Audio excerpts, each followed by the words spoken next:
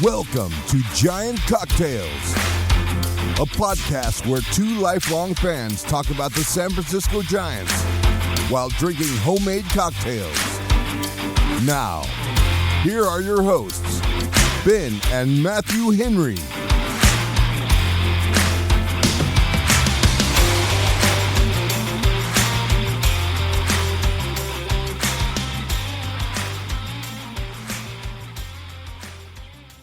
Hello, and welcome to Giant Cocktails Midweek Review. I'm your host, Matthew Henry, the ever-dependable bullpen arm in this podcast rotation, always ready to take the mound when the game's on the line. And joining me, as always, is my co-host, the Sultan of Swizzle, the Maestro of Mojitos, the Grand Vizier of Victory Parade Cocktails. Yes, it's Ben Henry. Today, we're diving into the latest Giants games and shaking up some strong opinions, just like Ben's shaker full of secrets. So grab your cocktail shakers and buckle up, because it's time for another round of Giants baseball and boozy banter. Before I ask you how you're doing, why are you holding out on me on the shaker of secrets? It's implied in the name, man. Because it's a secret. Yeah. It's okay. As I was asking, I realized the answer to that question. Yeah. It's a shaker of secrets. Thanks for giving it away, ChatGPT. I'm not surprised that ChatGPT knows it, though, because those guys knows everything. Yeah. Well, they're stealing information from everywhere and anywhere that they can. I'm pretty sure I found somebody from Google just rummaging through my closet the other day. He ran out the back doors. He said, no. You signed the TOS. Oh, I can totally do that. We're allowed. Who knows what we signed? I always just say, yeah, I agree. Before we get into the cocktails, Ben, I think it's important to welcome all of our guests from France, as we are the number 5 baseball podcast in France.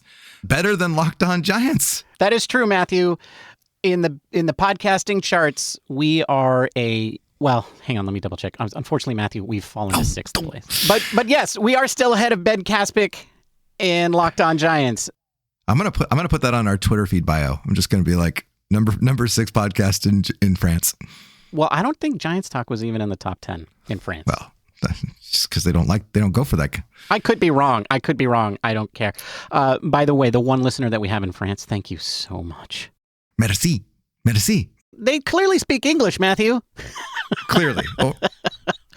Or they're really desperate. Just thought I'd throw them a little, cultural thank you, Right. Okay. I got it. I see. Okay. All right. Well, again, thank you to our France listener for putting us in the top 5 of anything. And, that always feels good. Woo! All right, Ben, what are you drinking today? What am I drinking? What am I drinking? I named it, Matthew, ahead of time. Anytime I see a name like this one, I always know that you named it. I like to give them silly names. I used to give silly names to our podcast episodes, but then we theorized that was stopping people from clicking on them. People actually didn't get your humor and wouldn't listen to it. They didn't get my humor, so they didn't know. And then it was just like, if we just straight up told people what we were talking about in the episode, they were more likely to click on it. No. But not always. Not always. If we want to talk about a game that went poorly, you guys don't click on it. But anyway, Matthew, what am I drinking? I am drinking a cocktail that I am calling the Jungle Bungle, because I'm still experimenting with my wounded soldiers from last Sunday, and I have not gotten rid of all of my Mezcal or all of my Banana Liqueur. So this is another variation on that cocktail. I wanted to make a Freshicano, I think is what I called them, which was Mezcal plus brandy plus a liqueur. But I don't have any brandy. Oh. So I made the Jungle Bungle instead. What's in a Jungle Bungle? It has 1 ounce of Mezcal, 1 ounce of Demerara Rum. I'm using El Dorado, 12 years old. It was a little overkill. But you know what? I can do whatever I want. It's my bar. And then I put in 1 ounce of Giffard's Banana do Brazil, a high-quality banana liqueur. Yes, I am equally amazed that there is such a thing. To make it, you combine the mezcal, the rum, and the banana liqueur in a mixing glass with ice. You stir that to your desired dilution. You strain that into a Nick and Nora glass, and then you garnish it with a banana slice, 2 cherries, 3 guavas, and a large pineapple. Feel free to stop anywhere along the way, but I do suggest at least a couple of cherries. All right. Well, it's a perfect cocktail. It is a perfect cocktail, and it is actually really good. I really think the mezcal plus fruit sweetness is a really good combo, and I like this one a lot. I do. Because it suits my sweet palate. Yeah. All right. Well, the Jungle and the Bungle sounds like a winner to me. So, Ben, today I am drinking... It's Jungle Bungle. Oh, Jungle. I didn't say Jungle. I said Jungle in the Bungle, didn't I? Well, which doesn't make any sense. No, it doesn't.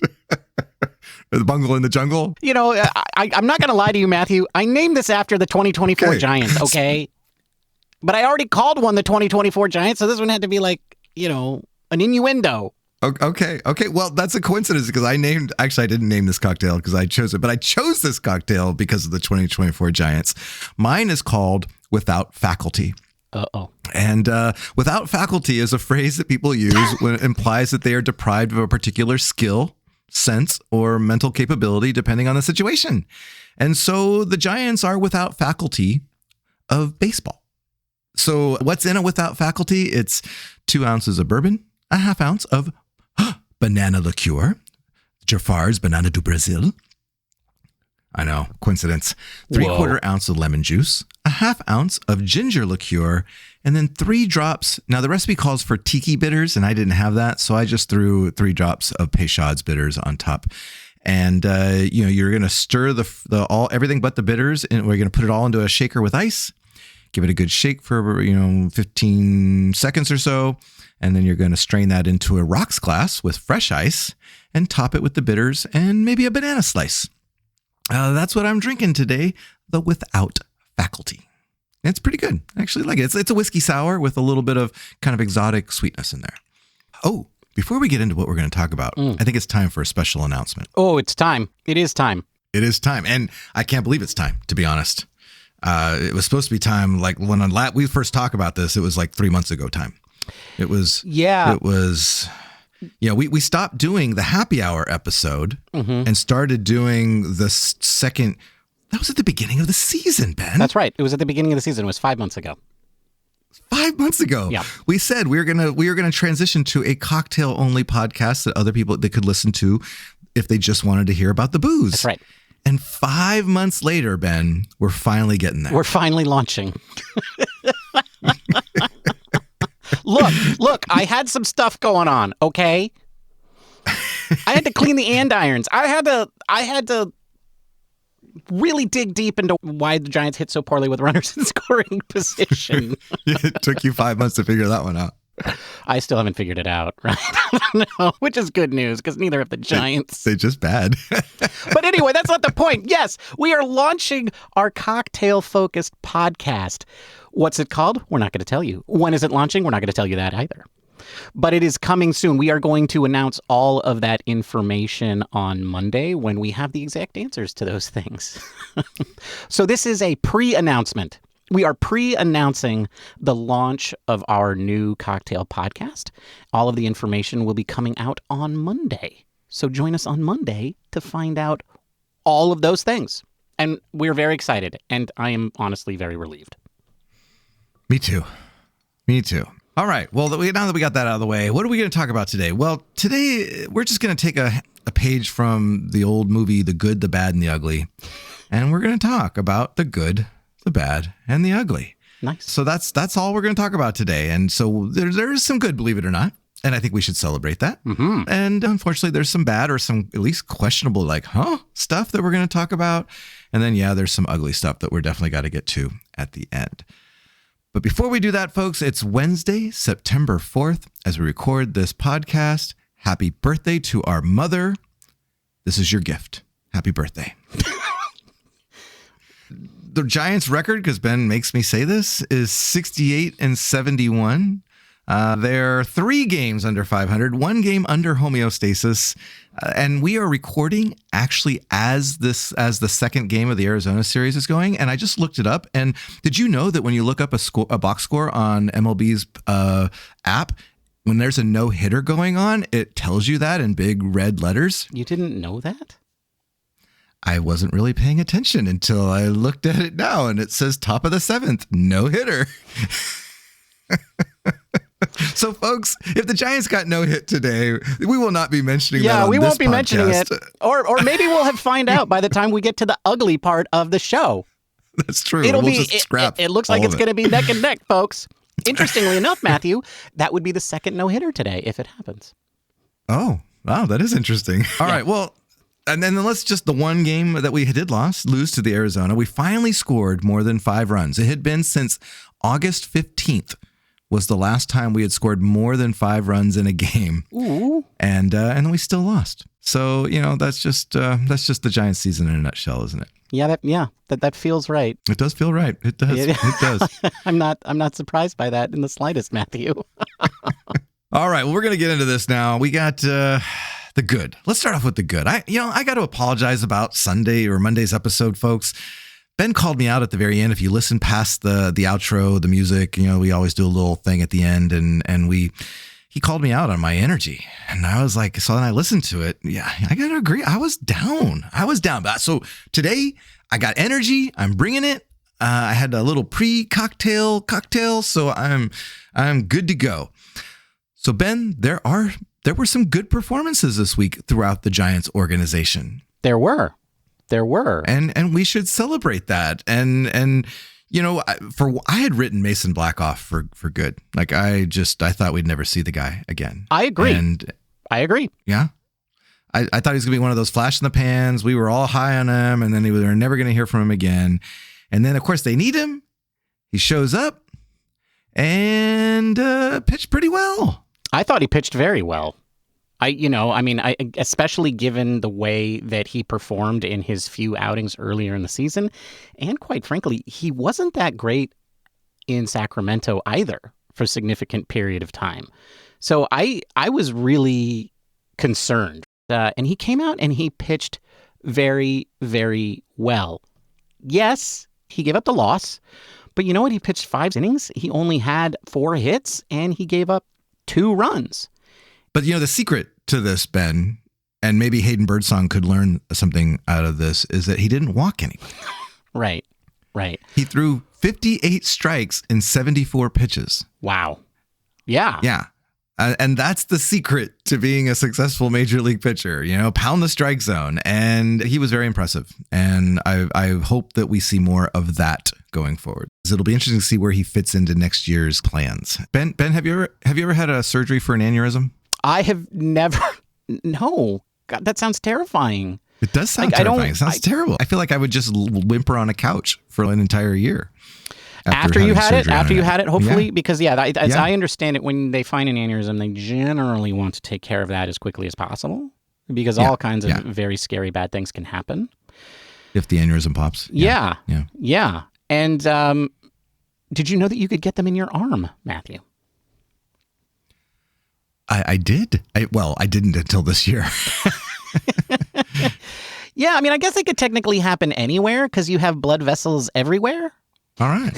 Anyway, but yes, getting back to Tristan Beck is who we were trying to talk about with all of our medical talk.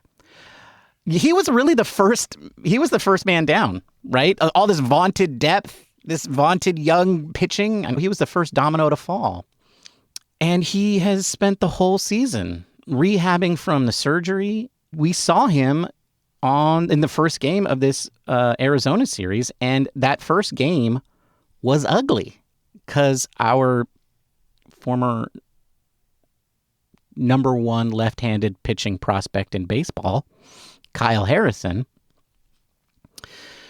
did that thing that he does that I like so much, where he demonstrated that he's,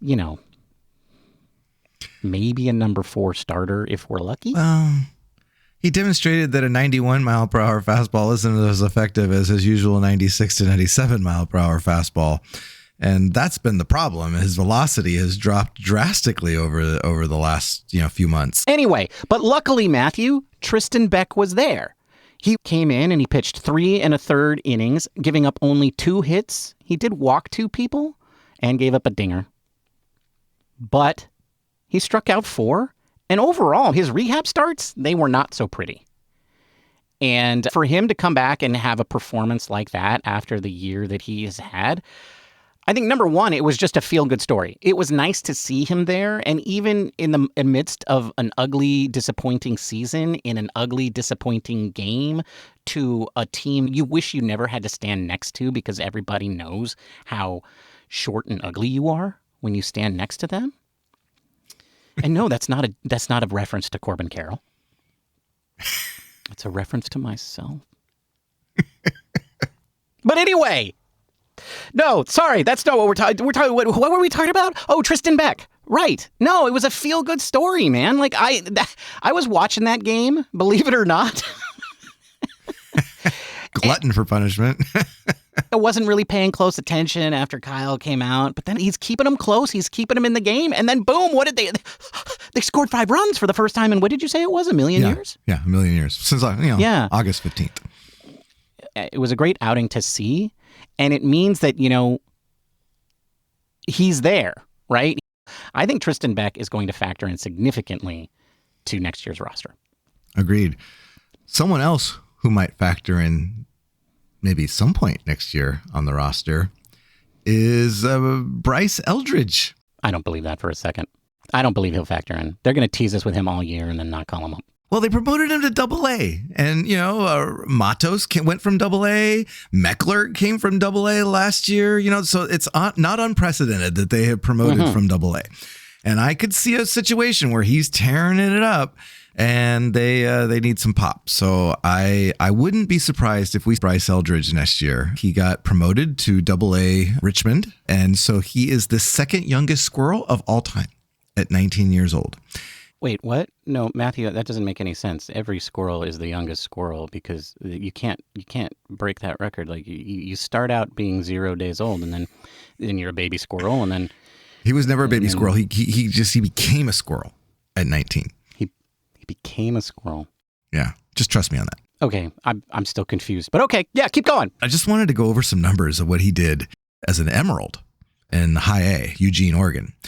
12 home runs, 11 doubles, and 41 RBIs in 48 games.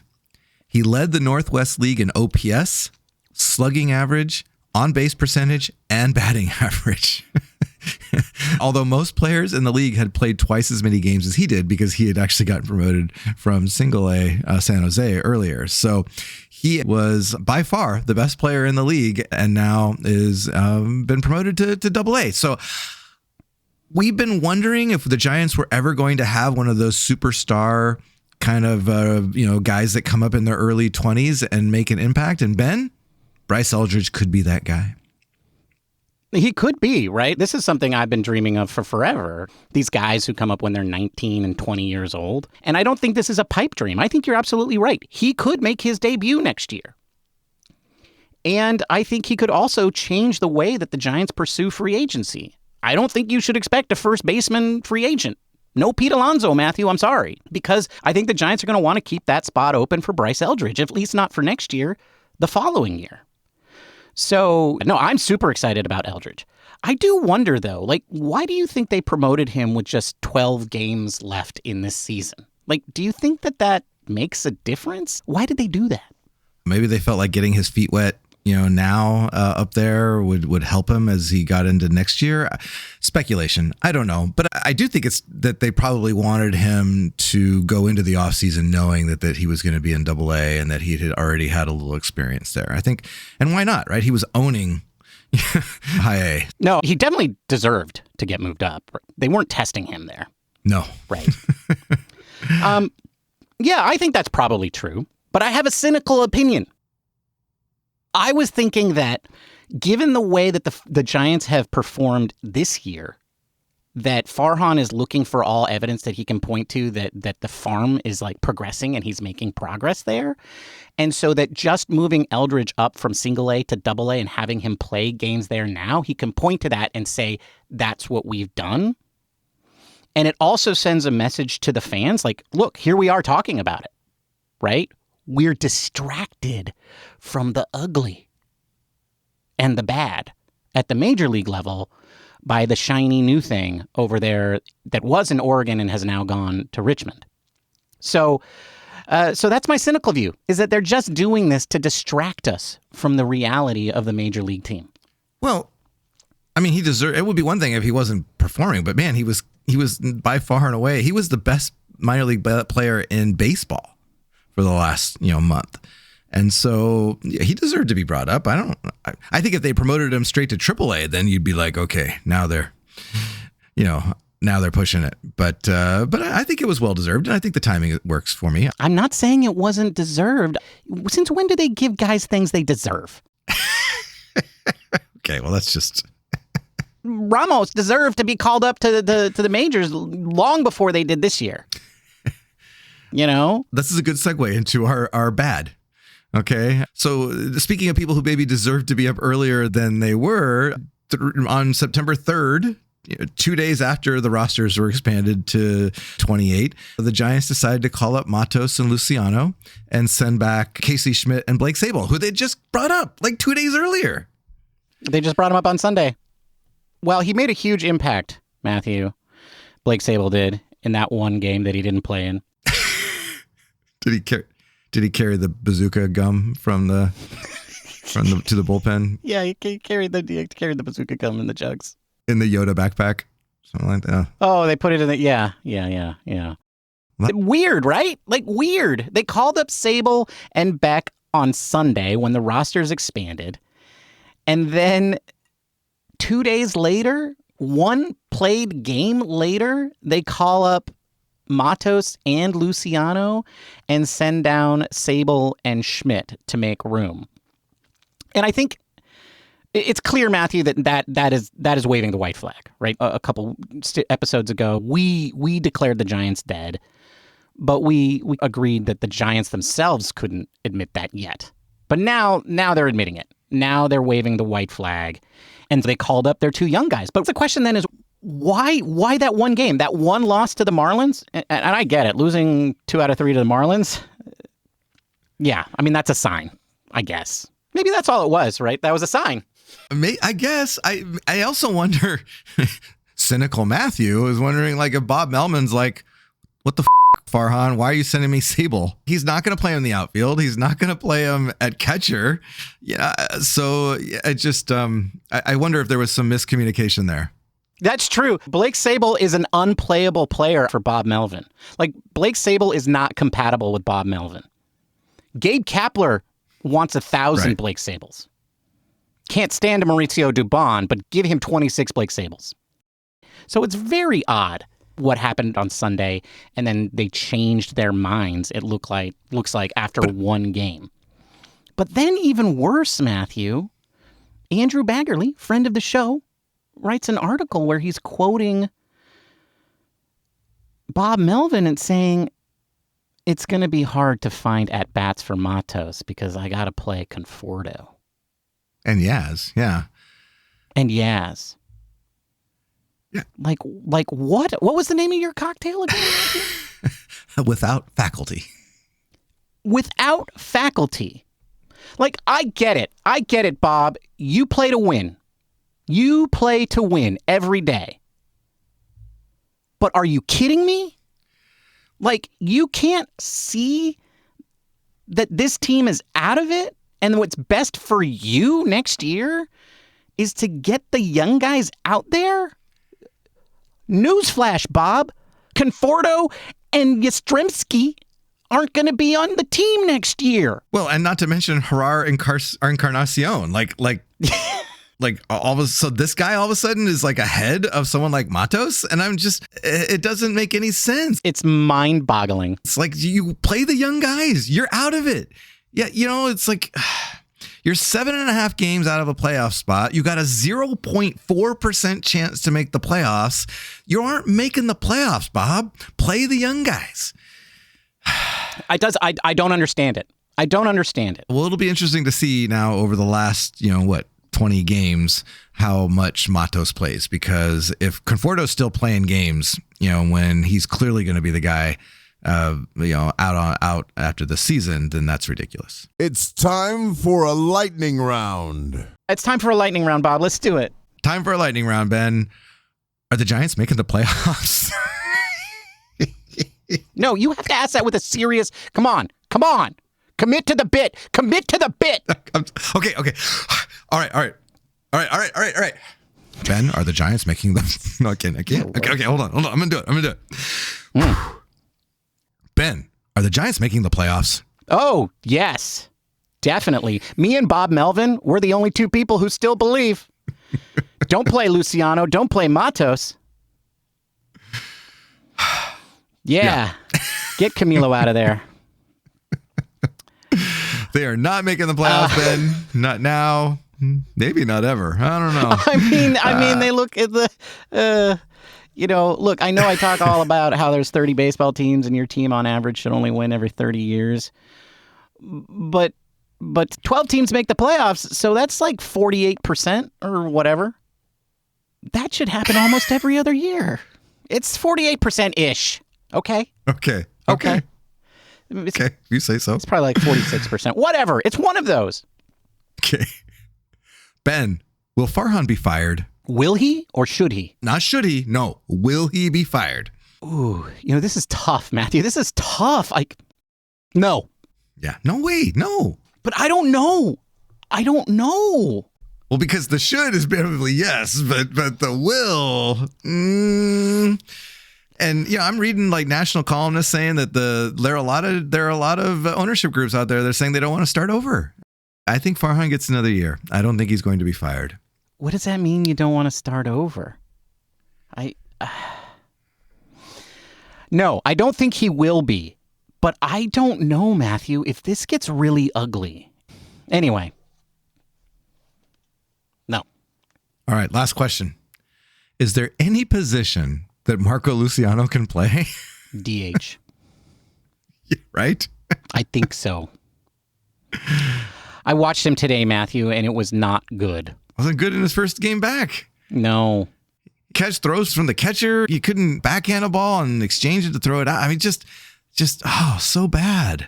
Well, and today at second base, there was a grounder to Wisely, who's playing third. Matt Chapman, not in the lineup today. There was a grounder to third with a runner on first, and they're trying to turn the double play, and he's playing second, and he cuts off Fitzgerald and takes the throw. As Fitzgerald is coming in from shortstop across the bag, right? So Fitzgerald has by far the easier throw. Yeah. And so he comes in, cuts off Fitzgerald, who fully expects to receive the throw, and then has to make this ridiculous sidearm across his body throw while he's going towards third base, and of course does not come even close to getting the double play. Now, granted, he hasn't played second base very much because he spent the last 6 years playing shortstop, but no, right field. But in Oracle, it's left field. It's left field or DH. Okay, so give me this: who's a better outfielder, Gerard Encarnacion or Marco Luciano? Gerard is so slow. So he's so lumbering. It's so slow. He looks like a sloth, moving across the outfield, chasing balls. It's like a slow motion. Oh, but he can catch the ball. Well, that is important. That's the important part, isn't it? Yeah. And I think if he's on the right route and he's going to get there in time, he'll make the catch. Gerard knows where to go, what it's going to take to get there. I think Marco will take a left in Albuquerque when he should have taken a right. You know what I mean? That's how it looks out there. Shout out to all you old Looney Tune fans. So I feel like Luciano would be better in the outfield. But not by a lot. But not by a lot. All right. Well, I think we need to close this up. Next opponent is the San Diego Padres, so it's not getting any easier. And that's going to be just as painful. We're actually going to San Diego, I think. So even worse. Yeah, even worse. Exactly. Notable players to play for both teams: Rod Beck, Atlee Hammaker, and Goose Gossage. Why you got to do a Goose Gossage? Okay, look, Goose Gossage played for everybody. I think it's cool that he's one of the greatest relievers of all time, played for the Giants. Rob Nen did play for the Giants. That is correct. and so did Shooter. I mean, Rod Beck, Rob Nen. Oh, yeah. Yeah. Oh, yeah, and that Goose Gossage guy. Yeah. Yep. And Camilo Dopa. Well, for a brief flash in the pan. Look, I know today wasn't great, folks. I get it. I'm sorry. This year wasn't great. Stop it. Stop it. Look, he's going to look great in a Yankee uniform. Can you imagine Camilo and Jazz on the same team? Camilo's going to have 55 saves. And he's going to have a really cool walkout song and a fire light show and all that. It's going to look... Jazz is going to be a 25-50 guy. Next year, baby. Next year, Yankees. I'm going to be... If Camilo Doval goes to the Yankees, I'm becoming a Yankees fan. Oh, no. And that's a wrap on the midweek review, folks. Thank you for joining us. We will be back on Monday with the big show, where the cocktails will be stronger. Boy, I don't know that I can handle that. And the rants will be longer. If you can't wait that long to get your fix, feel free to reach out to us on the social medias. You can find us on Instagram, Threads, and Mastodon, and that other place, where we go by the username Giant Cocktails. You can also find us on YouTube. So run over there to like, subscribe, and comment. But most importantly, be sure to leave us a positive review, like 5 stars positive, at your podcasting platform of choice, aka Apple Podcasts or Spotify. That reminds me, Scott, saw your comment over there on Spotify. Sorry that I replied to it 10 days late. I'll get better about that. I promise. What else? Oh, right. I'm sorry about the download thing. I totally uploaded the wrong file. What was that? Were you drunk then too? No, it was because I was doing it from a different device and I accidentally selected the wrong file. And so people heard the wrong episode on Sunday. The only way to fix that is by just basically deleting the entire episode and creating a whole new one, because otherwise players won't download the correct file. Yeah, so it's just, I really apologize for that. Anyway, Matthew, you were extremely patient with me today. Keep up the good work. Cheers, my friend. Cheers, Ben. Bye, everybody. See, now I'm going to have the hardest time. You know what? The after part of the show is going to be half an hour long. Okay, well, maybe you should have had 3 ounces each of hard-ass booze in your cocktail. It was 3 ounces total. Okay? Well, okay. 3 ounces total, and one of them was a liqueur. I don't know what the hell happened here. Anyway, goodbye! Thank you for listening to the Giant Cocktails Podcast. Until next time, bottoms up.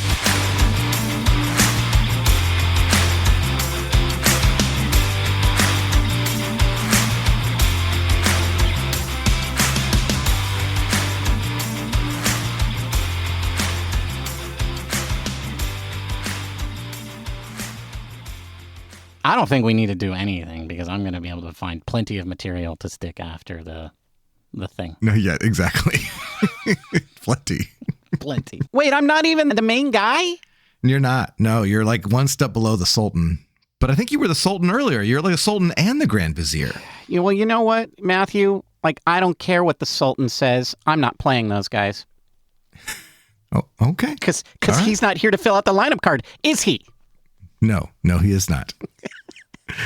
By the way, there's no longer a no-hitter, so at least we got that going for us. It's also now no longer a shutout, Matthew, because the junior guy, the junior swimmer guy, the guy whose name is like swimming, but you can still touch the ground.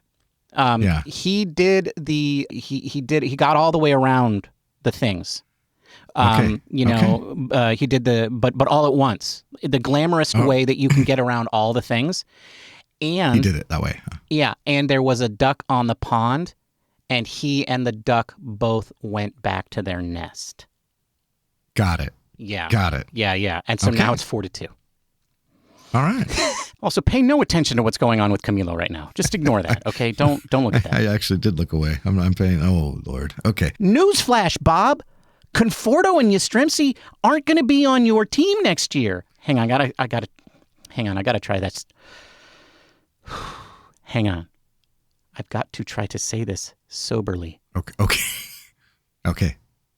Try. That Conforto and Yastrzemski aren't going to be on the team next year. Yeah, good job. What's the look on your face? I'm not watching the game. I just saw this NerdWallet commercial where this guy, what was he? I don't have the audio on. Was he made out of cake? Like his face just fell apart. And he fell apart and he was cake on the inside and I don't cake. No, it wasn't like that. No? It wasn't like that, Matthew. Then why would they be cake? I mean, cake is a good thing. I don't know because I didn't have the audio. It was terrifying. It was his eyeball was still there. Anyway, it's time for a lightning round, Bob. Let's do it. Save me, Bob. All right, this is a terrible lightning round. We're going on to the next one. Ben. Matthew, when I'm done editing this, and it's going to be like... All right, we're 46 minutes into this, so we're through. I don't care, Matthew. I don't care where we are. Have fun editing. It's going to be hard to edit tonight. It is. The first part of the show was good. And then I got drunk. That's a wrap. You know when you do that, it makes me not want to do it. Did you know that? Well, I'm going. I'm leaving.